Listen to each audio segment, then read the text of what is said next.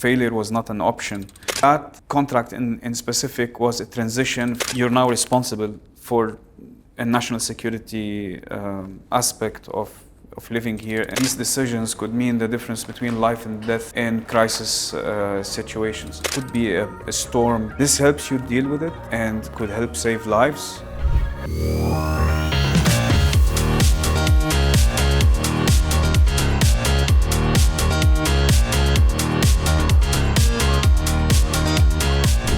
Welcome to a new episode at Techx Media podcast. I'm Suhaib, and at Techx, we're always hungry for new information in the field of technology.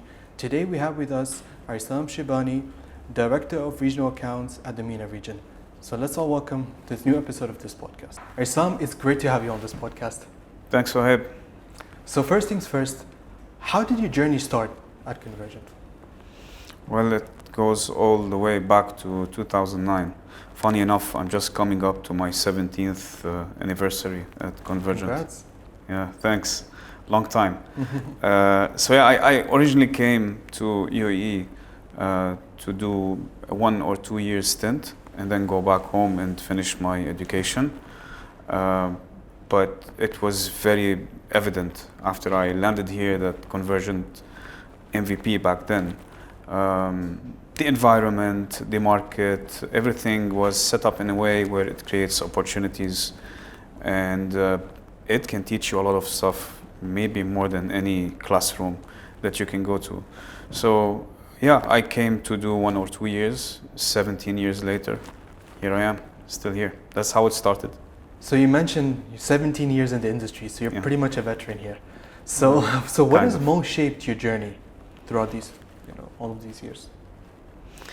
I think there's a few things. Look, our industry is very technical. The organization was from the beginning very engineering oriented. I liked this kind of environment. And remember, we were lucky to come at a stage where the country and the region was being built and it was going out of a major financial crisis. So you can say it was a sort of a perfect storm.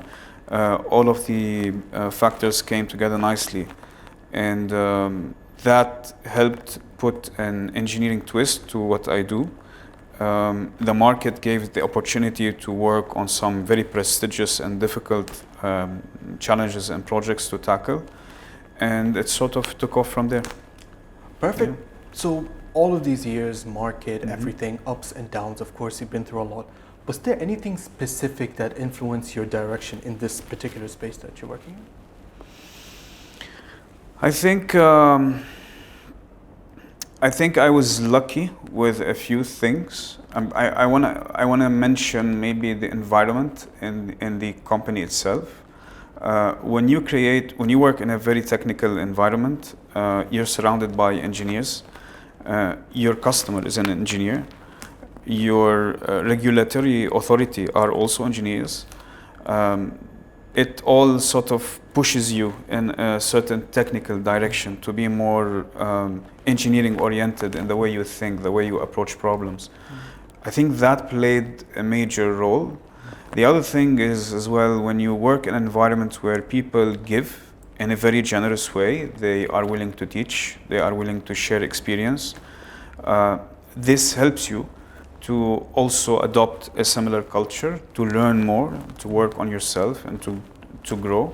I think these are, I would say, the major elements that were set in place or set everything in motion, I would say. So you would say like the environment is very conducive to who you've become today, so that's what you would mainly attribute it to, right?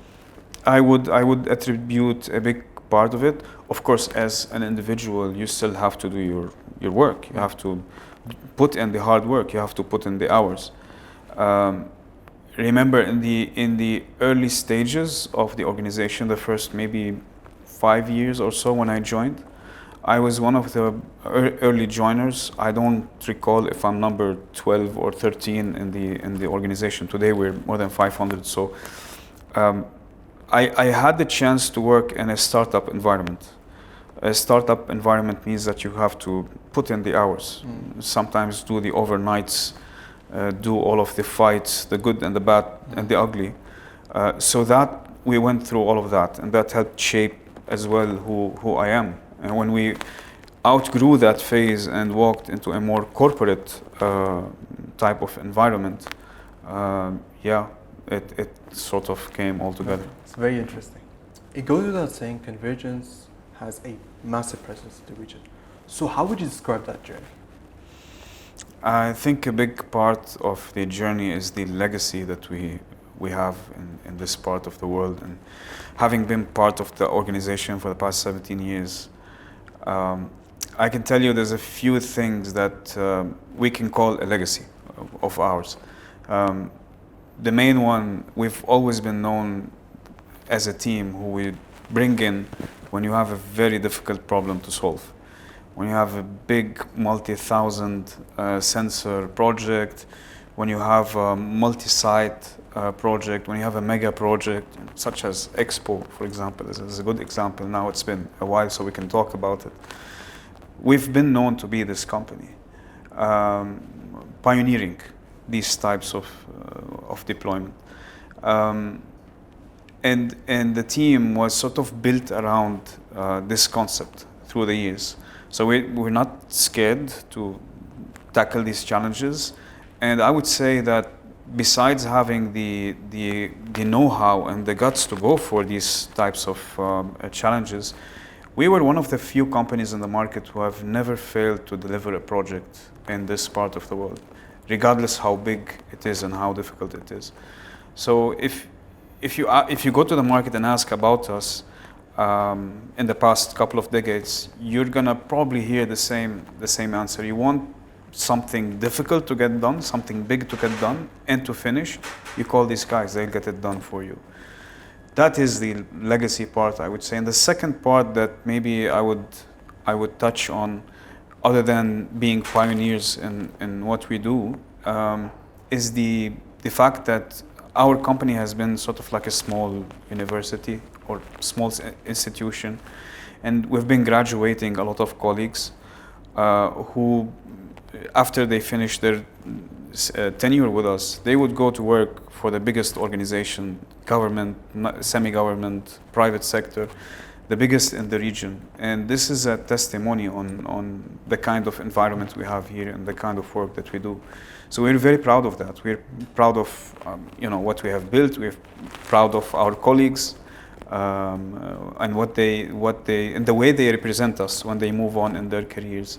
So I would say these two things are a good legacy: the pioneering part and being a small micro university. I would say. It's very telling on the part of the company that they like to invest in the future of their employees, not just for the sake of them, but for like their individual growth. Mm-hmm. Now, speaking of like pioneering, how does being part of Convergint change strategically and operationally? Good question, and I think it's a good segue to the more corporate discussion, I would say.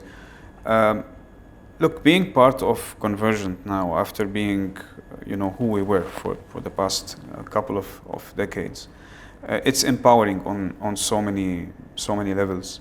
Our capacity, our engineering capacity, because remember, at heart we're a systems integration company, and we're providing engineering services. We don't manufacture anything ourselves. We procure, manufacture products, and we basically build systems out of them. Being part of a much bigger organization now, and a global organization, you have so many advantages that work, for your favor. The scale and the capacity. Convergint globally buys tens of millions of dollars worth of equipment from all of these world-leading vendors. So we have a lot of, I would say, buying power that we didn't have before. We also benefit from having a global engineering team now, not just a regional or a local engineering team. You benefit from a bigger pool of engineers. Gives you access to more experience around the world in multiple verticals. So Convergint is bringing in that commercial capacity, commercial backing, and they also bring the engineering backing. Though I would say, as two organizations, we are very similar. um, similar culture, similar values, similar engineering minds, and similar customer-oriented thinking. So that's it in a nutshell. Perfect. So just like to my next question, to an extent, is that how does integration strengthen, the ability to, scale up? Yeah. Look, when it comes to scale, when you work within a much larger organization, there is no limit to how big a challenge that you are willing to take. You don't shy away from any challenge, and Convergint has an experience in tackling global customers who have a large geographic spread all around the world.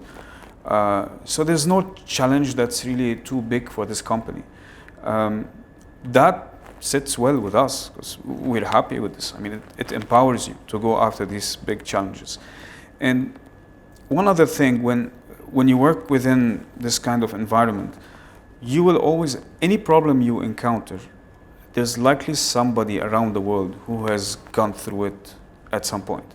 So the lessons learned pool becomes very big. Also, the engineering solutions.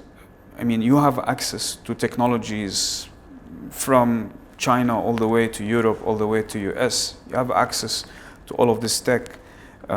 So there's always a big pool of tech that you can go and try to find a solution for your problem in. That's a big advantage, and that's sort of what I would not say lack, but I would say that's what we are hungry for in this part of the world. Perfect. So as we know, security is no longer a standalone. So what is driving this shift towards a more connected ecosystem? Sure. So, long time ago, security used to be like a silo within an organization. This has changed. And the main driver for changing this situation is basically a couple of things, I would say. Technology is the main one. Technology nowadays is the same technology that you use to run your security systems. It's the same tech that you're using as an infrastructure to many other departments and sub-departments within your organization. So the function, from a function perspective, security is not isolated anymore. So you have that, and you have on the other end the demand part. Demand and opportunity means that when, of course, being a silo before, a silo has its own cost and its own issues and challenges. But now it's being like a shared platform with the rest of the organization, and the solutions that it can provide, it can solve problems for other departments within the organization. So that's the demand part and the opportunity part at the same time. Now, after all of these changes, security moves from being a silo into becoming an integral part of your operations, and it moves from being a cost, purely a cost, into being a part of the organization that contributes to any organization's revenues, operations, and day-to-day. So that's where the ecosystem comes from. It all came together eventually. Perfect. Next question I want to ask you was, how do AI power systems and real-time situational analysis help improve crisis awareness? Readiness, crisis readiness. Yeah, crisis readiness. So look, I mean, I'm not. I'm gonna give you a disclaimer before I address this. I'm not the biggest advocate, and I'm not on the hype train of AI within the physical security yet. Again, and there's a reason for that. So we've so many individual systems and sensors that use the best of AI and machine learning and other developments that happen that really help computer vision solve real-life problems. So they would contribute in giving you more data about the field. You have analytics related applications that sit on the camera or might sit on a server, analyze scenes, analyze scenarios, and give you feedback. You might have drones in the field. You might have so many command and control solutions. You might have so many solutions that benefit from AI-powered systems to keep you informed and empowered. but they are not replacing the human. They are complementing what the human teams are doing as security guards, security professionals, security leaders. So they are contributing a lot to providing us real-time data and real-time intelligence. This empowers us to make decisions. And these decisions could mean the difference between life and death in crisis situations. Funny enough, we've just passed through a mini crisis, I would say, in UAE. We've had a big storm recently. In cases like this, when you have sensors spread all around the city, working effectively and analyzing scenes and providing you data in live and alerts live, assuming you have everything in place, all the infrastructure in place, you're empowered to make decisions because you know live what's going on and you can take action on it. Yeah. Perfect. What role do command and control systems play in national scale resilience? Look, command and control is a key element, and to be able to get to a level where you have genuine command and control in place, you need to have a few elements in place. You need to have the tools to communicate between your teams on the ground. And this is irrespective if you're a government or a department or a company or whoever the organization is. The command and control does basically the aggregation of information in a live form. And also you can use the command and control to aggregate all of this information and build reports from it. So that's all about leadership and managing teams, being informed of what's happening on the ground. Once you have this information and you want to make decisions, you need the tools to transmit this information or the decisions back to your ground teams. Again, to solve problems in live and be able to react. This is key in types of crisis, and to build some sort of resilience. Let it be a company or a government, doesn't really make a difference in this case. So you have the information, you have the aggregation of information, you have the tools to communicate, and you have visibility over the situations. Now you can make decisions, and your decisions can become effective on the ground because you can communicate them. What this does is basically solve problems live. It can help you manage situations. It could be a storm, could be some sort of force majeure happening, could be a war happening, could be a different situation. This helps you deal with it in an effective way, and could help save lives, could help make people's lives easier, could help solve transportation problems in big cities. We have many of those coming up in the region. Yeah, that's in a nutshell. Now, speaking of resilience, from an integrator's perspective, what does it take to design systems that work under such pressure? Okay, so look, to have any system work effectively under pressure without breaking, you have to start it correctly from a design phase. There are a few things that you need to take into consideration when you design it. I would say one of the most important ones is you have to select a good quality product for your system. There's no way going around that. Quality is the main thing. The other thing is failover or redundancy. You have to build certain redundancies into your solutions. And we're talking about security, right? Security situations, you can't have your server fail, you can have a network fail somewhere. So you need to take that into consideration, the redundancy aspect. The third thing, and this has been a lot of us as Convergint, I would say, is you should design or build your architecture in a vendor agnostic way, where if you're not comfortable with a vendor for whatever reason, could be technical, could be the support, could be the solution itself doesn't work the way you expect it to work, you need to have the flexibility to swap something out and put something else in its place.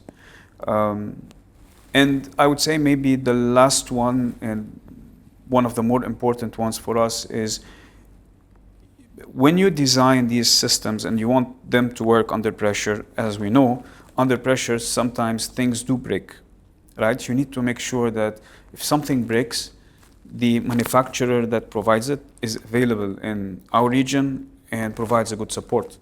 Otherwise, you're going to end up empty-handed. And of course, at Convergint, we're also doing long-term maintenance agreements with our customers, especially doing the preventative maintenance work, which helps us preventing things from breaking under pressure. Perfect. Thank you. I think when it comes to national resilience, you need the resilience in the time of crisis, whatever kind of crisis it is. And to be able to be resilient, you need to be able to respond to the community's demands and struggles and requirements during times of crisis.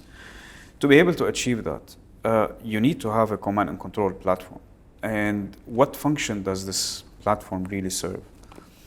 You're getting information from the field and you're pushing information from the field. So you need to have the tools in place to be able to make sure that information is flowing despite the crisis or the challenge happening. So that's resilience in communication, in a sense. And you need to have the capability from a central perspective to make decisions fast and effective. And these decisions are solving problems live in crisis, and they're helping facilitate crowd management, transportation, traffic issues, crisis, different kinds of crisis, weather-related, non-weather-related. So it's really about having the tool to do the communication effectively, solve the problems, and be able to communicate seamlessly during times of crisis. Perfect. Next question I want to ask is focusing a little bit more on security. How do you see the security landscape evolving throughout the Middle East? I think, every now and then we get asked this question. I would say every few years, all over again. I can tell you, I don't have a crystal ball to tell you what's going to happen in the future, but I can tell you sort of where from all of the conversations we have with, different vendors, different customers, decision makers, strategists around the region. So it looks like that there's a drive towards consolidation of information and security. Customers are building more sophisticated command and control centers, more advanced, more available, more resilient. We see a drive towards embedding more AI and analytics into security, and that could be partially on the edge or on the camera and sensor side, and part of it could be on the server data center side of things. So that's also happening.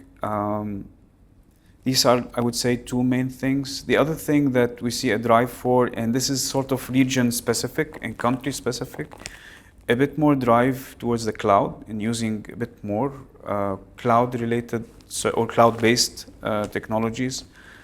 And you can see the manufacturers keeping up with this type of demand by developing all sorts of hybrid systems. Some systems now work in hybrid mode, on-prem and on cloud at the same time. So we see that happening. We see more analytics happening on the recording or the data that you're generating from the system. There's much more intelligence being put into that, and security departments are using that intelligence to feed into different parts of the organization. We already spoke about that, how security is now providing this kind of value elsewhere.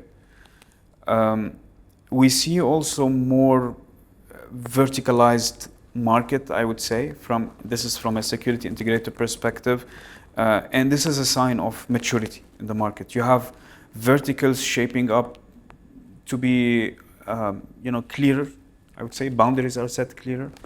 We also see the regulators in the region are also keeping up with the technology, and we see a lot of advancement coming down the line in the few years to come in security regulation to make it more safe, secure, and up to the modern standards. Perfect. Following from your answer, The next question naturally would be, do you feel that enterprises and governments are aligned when it comes to resilience? Yeah, I mean, I would say absolutely in this part of the world. And there's a reason for that. So we live in a part of the world, GCC in general, where our industry is heavily regulated. And that's a good thing for us in this industry. The regulator sets the framework and the parameters for everyone, government, semi-government, and the private sector. So in so many ways, organizations are aligned with what the regulators are asking for. And you can see it in so many major accounts and major clients. You see that clients have a regulatory requirement that they have to comply to, and then they have an operational requirement that is a nice to have or adds value to their operations. So yeah, it is very much aligned between what the governments are essentially regulating and what the rest of the market is. Okay. Speaking of the region, what are the trends that are affecting regional security? The trends, I think, look, our region has always been one of the early adopters, I would say, within different branches of how the technology is developing. So our cameras and sensors are becoming more advanced. So the trend is we want the best in terms of sensors. And the better sensors you have in the field, the better value of information you extract. So that's happening. We see a drive and a trend towards more intelligence on the edge. And that's really, that's sort of a requirement because you're not having to push the heavy data coming from the super nice new sensor all the way back to your command and control and use a lot of bandwidth and put pressure on your network. You're doing all of this analysis on the edge. So there is more drive towards that. I would say that's part of the trend. We spoke a bit about cloud. So it's still a bit of early to call it a trend, but it's happening. It's getting there. Yeah. All right. So speaking of trends, do you think in the next let's say from 3 to 5 years, investment should be directed towards maybe something very specific? Where do you think it should be directed towards? Where should you think do you think there's something specific? I mean, from my vantage point, again, I'm a security systems designer by heart.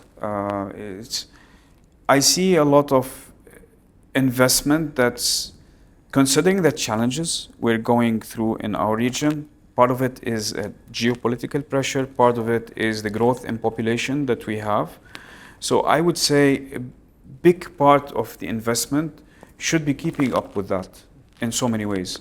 You're going to have more cars, you're going to have more people, and with more people and more cars, you're going to get security challenges. So we need to keep up, we need to keep investing in more and more systems so that we can keep up with this kind of situation. The other thing is we're also attracting much more investment to the region.